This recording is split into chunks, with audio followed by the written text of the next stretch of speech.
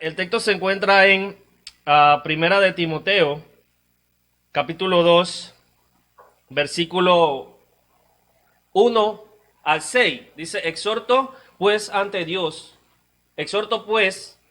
ante todo, a que se hagan, dice él, Pablo, rogativas, dice, oraciones, peticiones y acciones de gracia por todos los hombres, dice, por los reyes y por todos los que están en autoridad, para que podamos tener una vida o podamos vivir una vida, dice, tranquila y sosegada, con toda piedad y dignidad.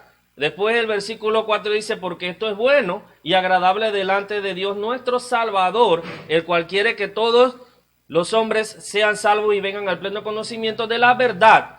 Dice, porque hay, y da la fuerza de los dos, esta es la fuerza del tema. Dice, porque hay un solo Dios y también un solo mediador entre Dios y el hombre, Cristo Jesús, hombre. Dice, el cual se dio a sí mismo en rescate por todos, testimonio dado a su debido tiempo. Bien, en Primera de Timoteo, ya el hermano va a exponer eso después, porque he visto que están abarcando las cartas de las T, pues Primera de Tesalonicenses, Timoteo y Tito.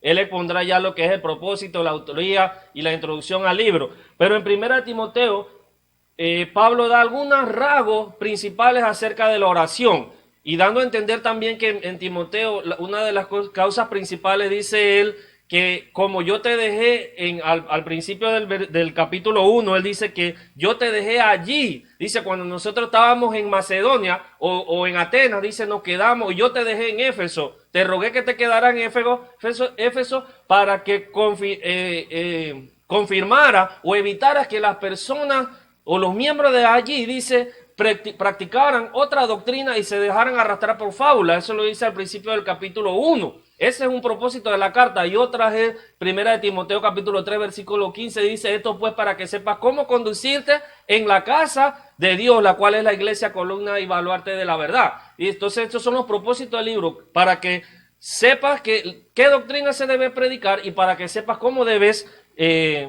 conducirte en la iglesia. Pero en Timoteo 2, Pablo da los primeros 4 versículos, él da unos rasgos acerca de la oración.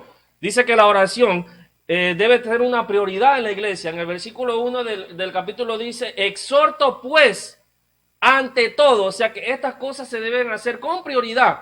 Esta debe ser una acción prioritaria de la iglesia, hacer oración. Y dice, y la oración también tiene beneficiario. Dice que es para todos los hombres, que es para los reyes y para las personas que estén en autoridad. Más abajo de ese mismo capítulo, él dice que también es para las personas, los gentiles. O sea que la oración, la iglesia la debe hacer para todas las personas. También tiene un propósito. Dice, porque esto es bueno y agradable delante de Dios nuestro Señor, el cual quiere que todos los hombres sean salvos y vengan al pleno conocimiento de la verdad. Ese es el propósito de por qué la iglesia debe orar. Y aunque lo mencioné al principio, aunque el tema de la oración se trata fuertemente en estos versículos, no vamos a abarcar a basarnos en el tema de la oración. Vamos a ver entonces un mediador entre Dios y el hombre. Ya como lo he dicho, la fuerza de este tema está en el versículo 5 y el versículo 6. Entonces, la lección que la desarrollaremos de la siguiente manera. Vamos primero a definir en la introducción qué es un mediador. Y de ahorita vamos a ver cómo vamos a desarrollar la lección. Un mediador es una persona, dice allí, que actúa a beneficio o en medio de otro. Un mediador es el título más importante que tiene Jesús. Y hay que tener en mente que este título solamente le pertenece a Cristo. Más nadie tiene ese título.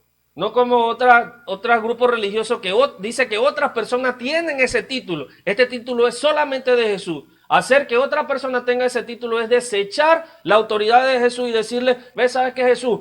Cristo, lo que tú hiciste no sirve porque otra persona puede ocupar tu lugar. Eso es lo que le está diciendo a Jesús.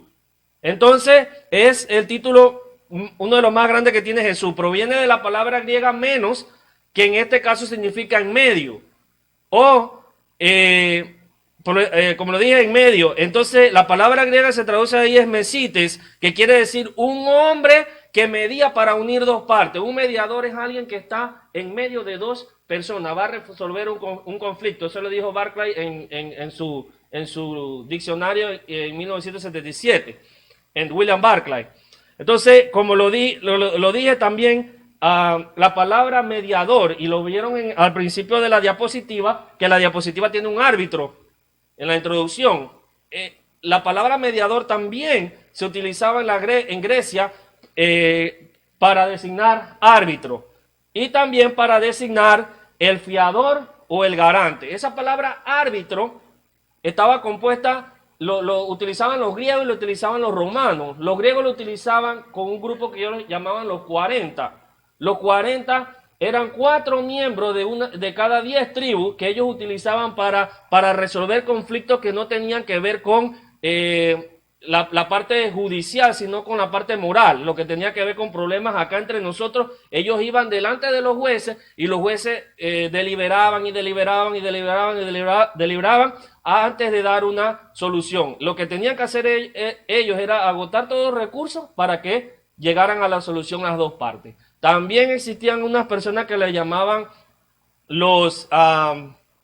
de ahí viene la palabra, le denominaban arbitri, que también viene la palabra árbitro, que ellos lo usaban en Roma. Entonces, los romanos eran los que utilizaban estas personas, que también tenían el mismo objetivo. El objetivo era lidiar entre las dos partes. Entonces ellos mediaban para que llegaran a una solución. También existe el fiador o el garante, que era que una persona llegaba y se iba a pedir un préstamo, él necesitaba un fiador, alguien que pusiera su vida o pusiera eso es como algo que tiene que ver con la garantía acerca de algo que él iba a pedir. Entonces, si la persona no podía cumplir eso, entonces el garante lo cumplía. De ahí viene la palabra fiador, garante o padrino. Entonces, la lección la trataremos de esta manera. Lo primero que vamos a tratar es la exclusividad del mediador. Dice el versículo 5, porque hay un Dios y también hay un mediador. Entonces, vamos a ver la exclusividad de lo que es el mediador. También vamos a ver la naturaleza del mediador. Dice, porque hay un Dios y también hay un solo mediador. Entonces también vamos a ver esa naturaleza que él tiene. Dice, porque dice que él fue hombre. Cristo Jesús, hombre. También vamos a ver el sacrificio del mediador. Dice el versículo 6, quien se dio a sí mismo en rescate por todos. Y también vamos a ver la ratificación del mediador. Dice, testimonio dado a su debido tiempo. La última parte del versículo 6. Ahora, vamos a tratar lo que es la exclusividad del mediador. O sea, dice el versículo 5, porque hay un solo Dios. Entonces vamos a tratar aquí la exclusividad del Padre. Porque hay un solo Dios. Esto es que Dios es único. O sea, que no existe más nadie sobre él.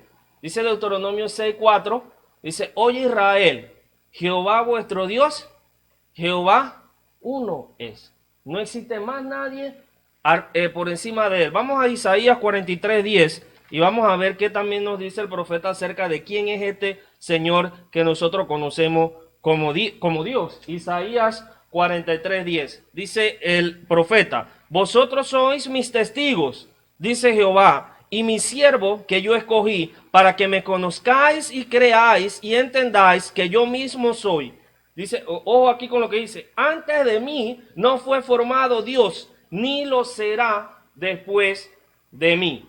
También en el 45:5 de Isaías dice así, yo soy Jehová y ninguno más hay, no hay Dios fuera de mí, yo te ceñiré aunque tú no me conociste. Dice, no hay nadie fuera de mí. Entonces eso es lo que está tratando de decir el apóstol aquí. Dice, solamente existe un Dios.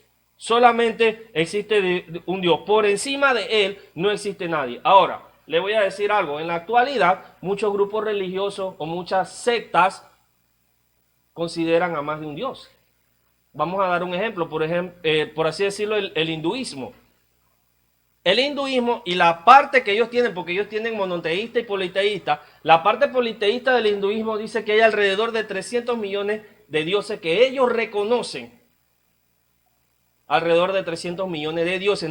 Eso nada más dándole la idea del hinduismo. Ahora con las otras sectas. Pero ¿qué dice la Escritura? La Escritura dice que solamente existe ¿cuántos dioses? Un solo Dios. Dice Deuteronomio, dice Isaías y dice Timoteo. Dice Pablo en Timoteo, solamente existe un Dios.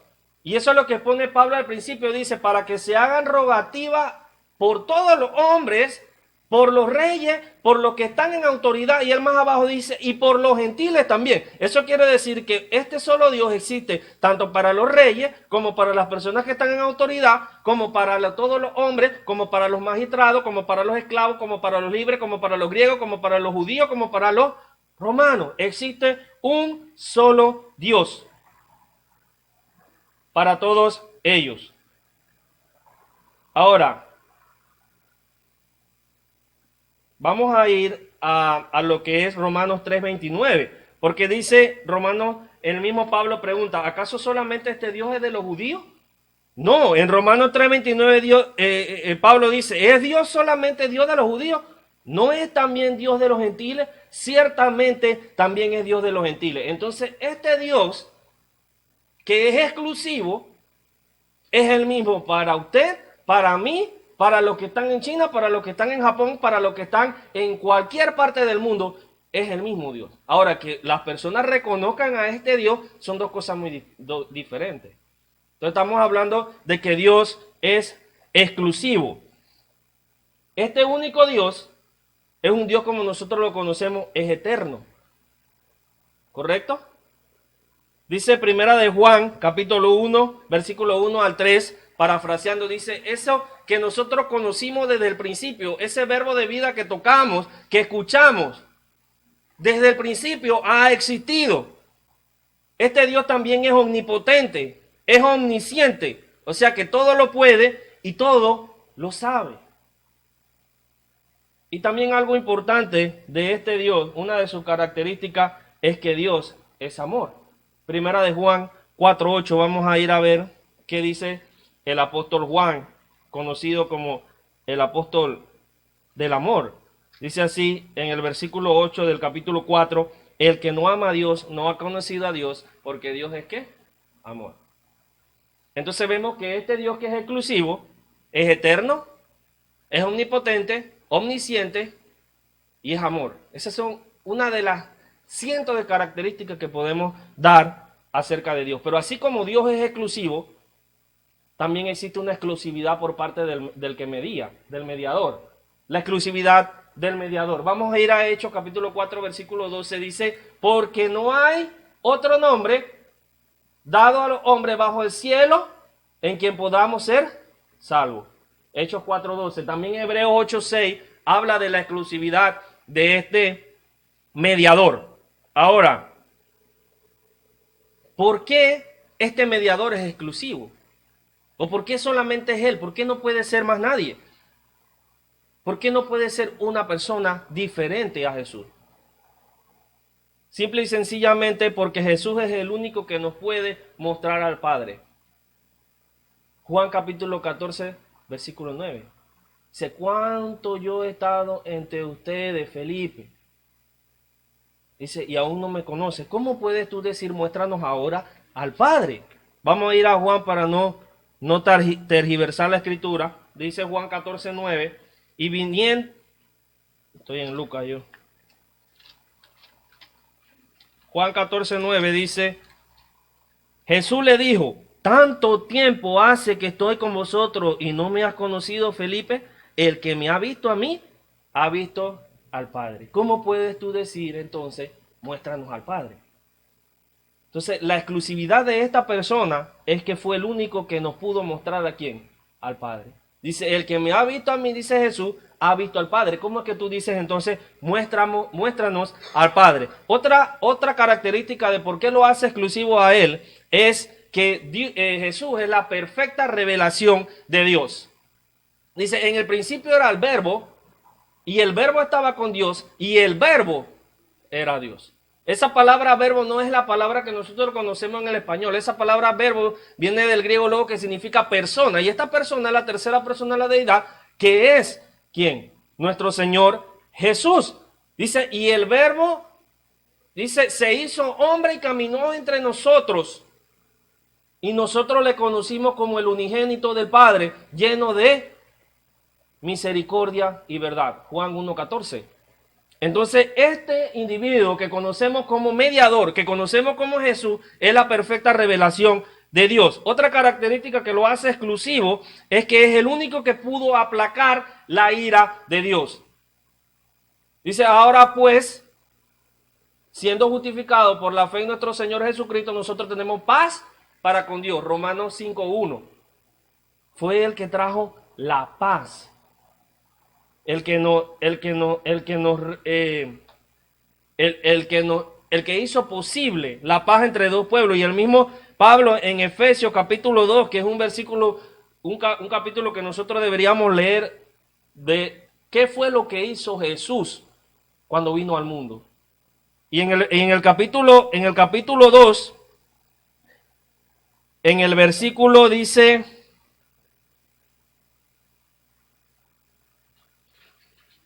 En el versículo 12, en aquel tiempo estabais sin Cristo, alejado de la ciudadanía de Israel y ajeno a los pactos de la promesa, sin esperanza y sin Dios en el mundo. Pero ahora en Cristo Jesús, vosotros que en otro tiempo eras lejos, habéis sido hechos cercanos a Cristo. Dice el 14, porque Él es nuestra ¿qué? Nuestra paz. Entonces, este mediador vino a traer paz, a reconciliar lo que se había destruido en Génesis capítulo 3. Que fue la caída del hombre, esa comunicación que tenía el hombre con Dios, eso se destruyó. Y Cristo Jesús en Gálatas 4:4 dice que Dios lo mandó en el tiempo correcto, nacido de mujer, para restablecer eso que se había perdido. Entonces Jesús es el único que ha podido aplacar la ira de Dios. Jesucristo también nos unió al Padre Celestial y como lo leímos, dice que Él derribó la pared de mandamientos que nos era contraria a nosotros. En el 14 dice... Porque Él es nuestra paz, que de ambos pueblos hizo uno, derribando la pared intermedia de separación. O sea, había algo que nos separaba y vino Cristo Jesús y lo derribó. También en Hebreos 7:9 dice que Jesús es nuestro sumo sacerdote. Entonces, esta exclusividad que tiene este mediador que conocemos como Cristo Jesús, Él decidió serla. Él decidió venir a la tierra. Él voluntariamente se puso como mediador entre Dios, que era la parte ofendida, y el pecador, que era el ofensor. Él está en el medio para que nosotros dos, Dios y nosotros, lleguemos entonces a una reconciliación. O nos reconcilió con Dios. Ahora yo le voy a hacer dos preguntas sencillas. ¿Cree usted que existe un mejor mediador que Cristo? Esa es la pregunta que quiero que lleve a su mente. Y observe la imagen que se encuentra en la diapositiva. ¿Quién es el puente entre el hombre y Dios? Cristo. Ahí no hay otra persona. Ahí yo no veo a otra, ya sea una mujer o sea un hombre distinto de Cristo. Ahí solamente está ¿quién? Cristo. Ese es el puesto de Él. Él se lo ganó. Ahora, otra pregunta que le hago. ¿Desea usted otro mediador que no sea Jesús? ¿Usted cree que otro mediador le puede dar lo mismo que este mediador le está dando? Jamás. No hay nadie que pueda darle esto. Esa es la exclusividad que tiene Él. Ahora vamos a ver el segundo punto, que es la naturaleza del mediador. Dice, porque hay un solo Dios y también un solo mediador entre Dios y el hombre. Eso es lo que Él medía, Dios y el hombre. Dice, Cristo Jesús, hombre. Lo primero que vamos a ver es la naturaleza. Cristo fue totalmente humano. Totalmente, hermano. Y esto es importante. La doctrina de la humanidad de Cristo es una de las doctrinas fundamentales del cristianismo. Porque el mediador, algo importante que tenía que cumplir el mediador es que él tenía que haber experimentado las dos partes. O sea, él haber sido Dios, y él es Dios, y también ser humano al mismo tiempo. Ahora, Cristo Jesús, dice, y el Verbo se hizo carne y habitó entre nosotros y le conocimos como el unigénito del Padre, lleno de verdad, dice, y misericordia.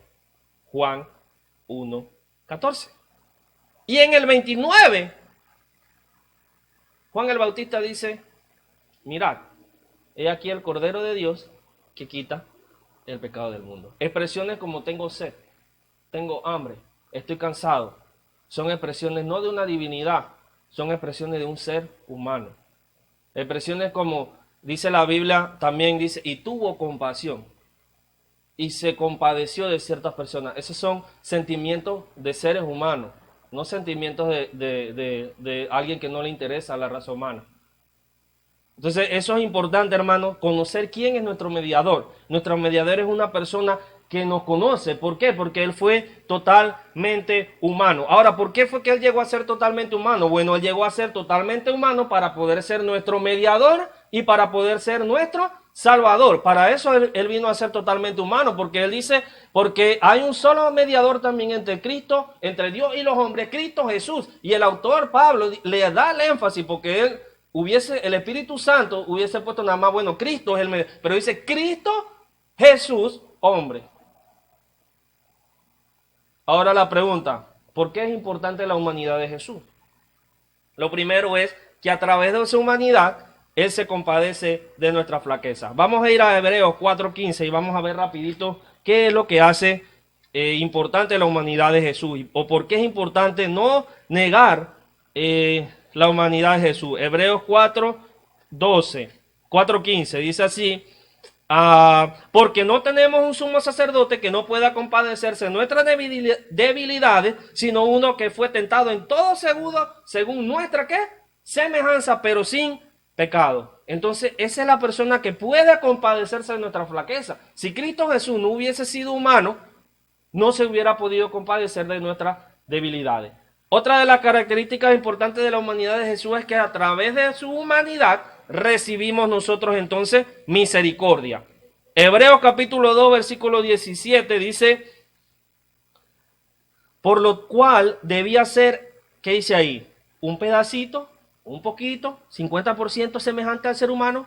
Dice ahí, por lo cual debía ser en todo semejante a sus hermanos para venir a ser misericordioso y fiel sumo sacerdote en lo que a Dios se refiere para expiar los pecados del pueblo. Ahora el autor de Hebreos dice, tenía que ser en todo. ¿Qué hay afuera de la palabra en todo? Más nada. Dice, tenía que ser en todo semejante. Por su humanidad también nosotros podemos ser socorridos. En el mismo capítulo, en el 2, versículo 18, pues en cuanto él mismo padeció siendo tentado, es poderoso ¿para qué? Para socorrer a los que son tentados. Entonces la humanidad de Jesús nos permite primero, Él se compadece de nuestra flaqueza, a través de su humanidad recibimos nosotros misericordia, también somos socorridos en las tentaciones y a través de su humanidad aprendimos algo importante, aprendimos la característica del servicio. Dice Filipenses 2:7, de qué fue lo que se despejó Jesús en Filipenses, cuando vino acá, a la humanidad. Dice el 6, el cual siendo en forma de Dios, no estimó el ser igual a Dios como cosa que aferrarse, sino que se despojó a sí mismo tomando forma de ¿qué? De maestro, de señor, tomando forma de siervo, hecho semejante a los hombres. Y aquí Pablo nuevamente afirma la naturaleza de Dios, de Jesús. Dice, era un hombre. Y ese hombre se sometió al servicio. ¿Y dónde podemos ver eso? También en Juan, capítulo 13, versículo 4 al 5, cuando él se ciñe la toalla para lavar los pies a los discípulos. Una de las cosas más bajas que podía hacer un esclavo. Ese era el esclavo más bajo, el encargado de lavarle los pies a las personas. Entonces, recibimos misericordia, recibimos perdón, se compadece nuestra flaqueza, nos ayuda en nuestras tentaciones y aprendimos el servicio. Ahora, Cristo Jesús califica perfectamente y es la única persona calificada, observe eso, la única persona calificada para ser nuestro mediador. ¿Por qué? Porque siendo Dios, llegó a ser hombre.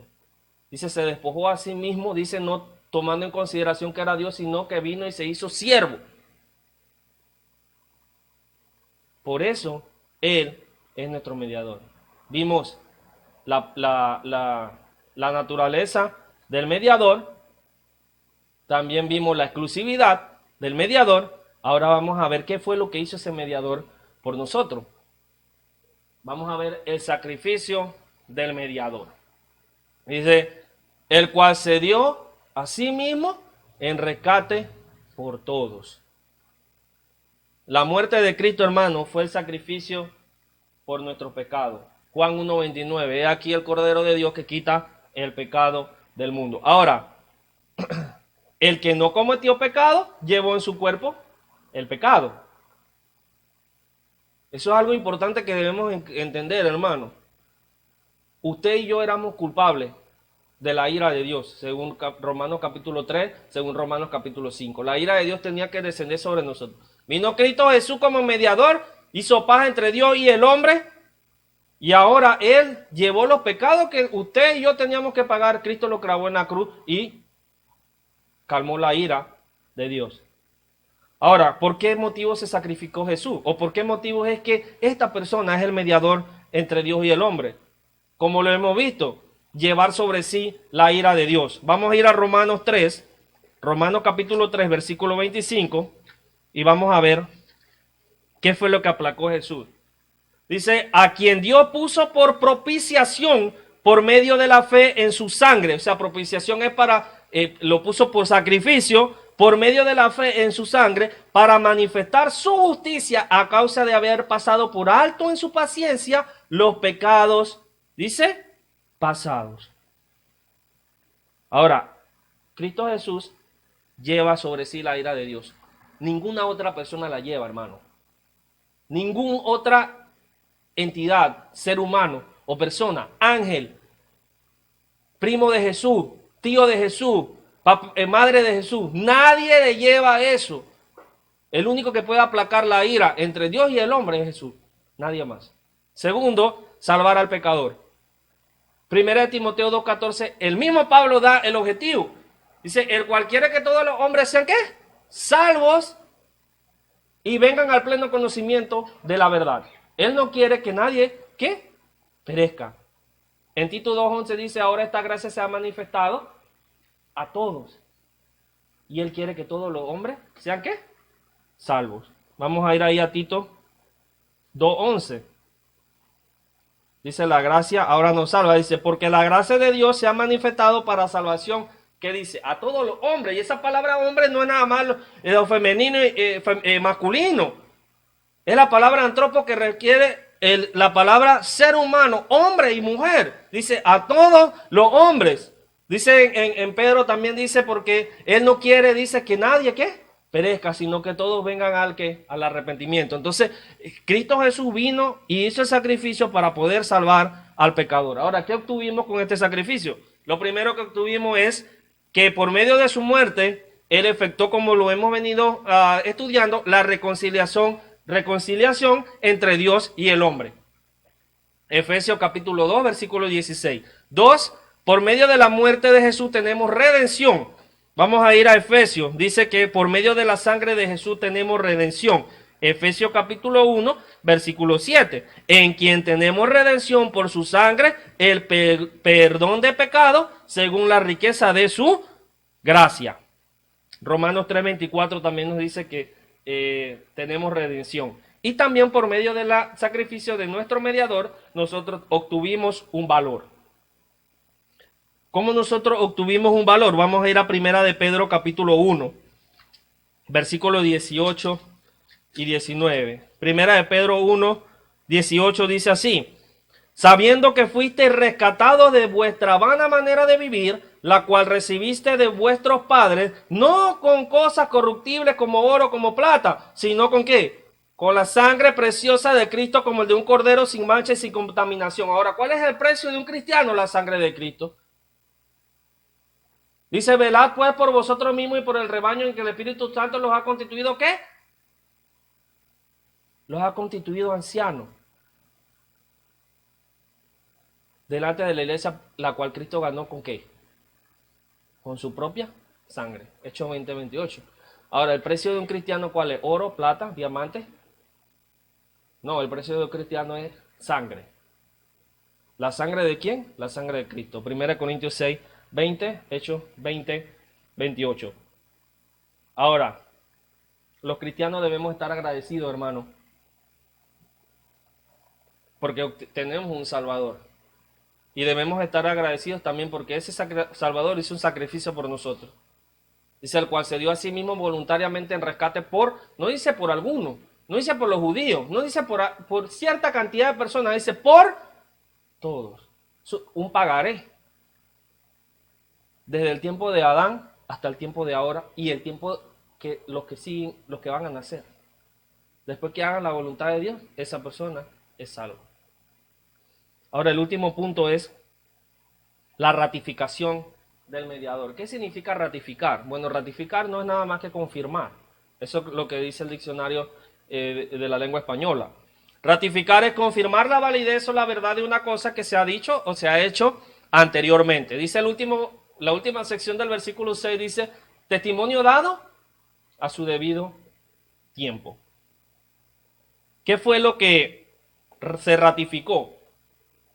Lo que se ratificó fue la muerte y la resurrección de nuestro Señor Jesucristo. Y vamos a analizar un texto importante, que es 1 Corintios capítulo 15, que habla de la resurrección. Estos hermanos en Corintios estaban negando la resurrección. Y Pablo les escribe en el capítulo 15, ¿sabe qué?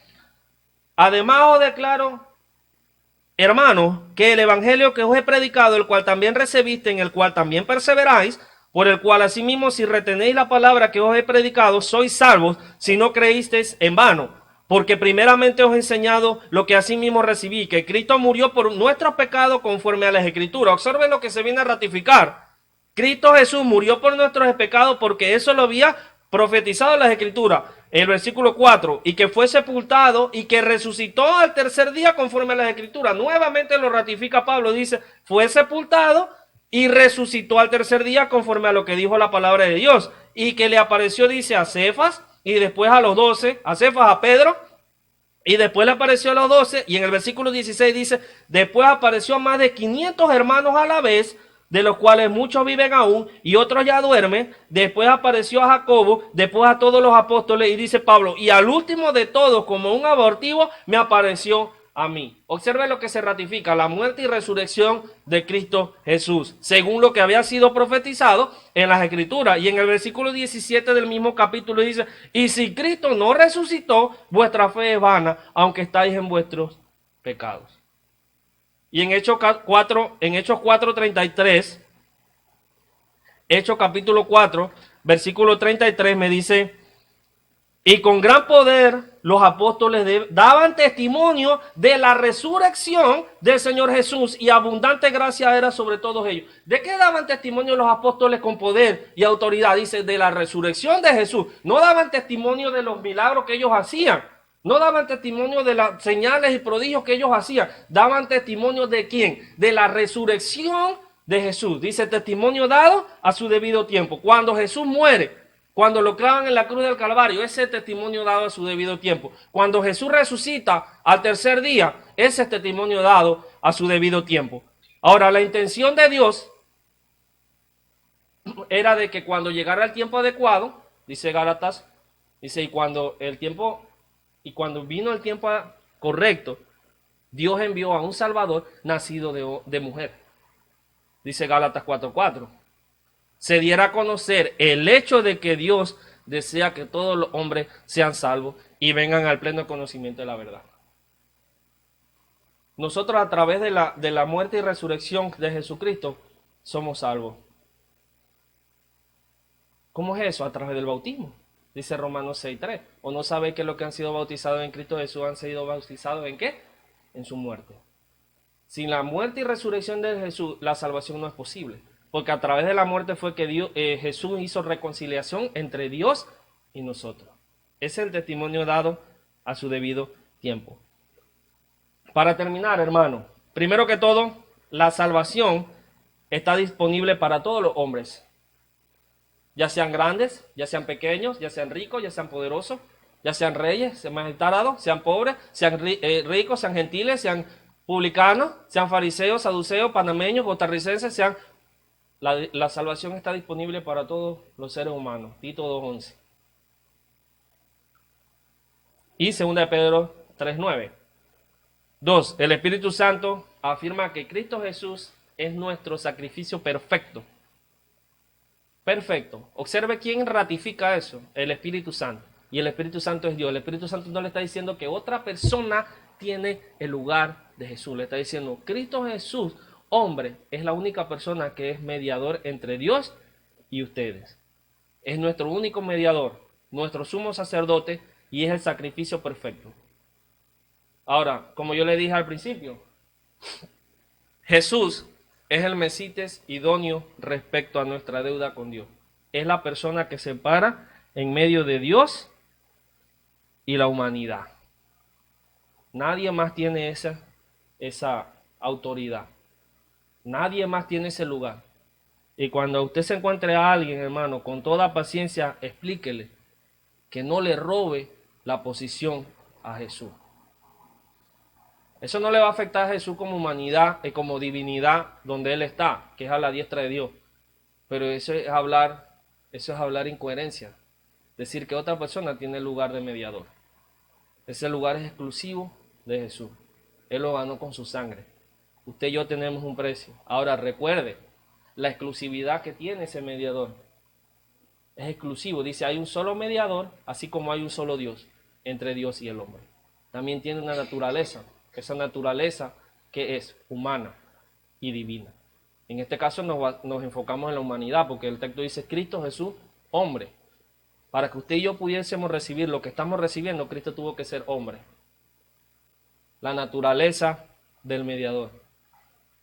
También vimos lo que fue el sacrificio del mediador. ¿Qué sacrificio dice? Dice, se dio en rescate por todo. Y al final vimos también lo que fue la ratificación o testimonio del mediador. Dice, ese testimonio que él murió, resucitó, fue dado a su debido tiempo. Así que hermano, gracias por su tiempo y recuerda que solamente existe un mediador entre Dios y los hombres. Este es el día que el Señor nos dio, seré feliz y le adoraré.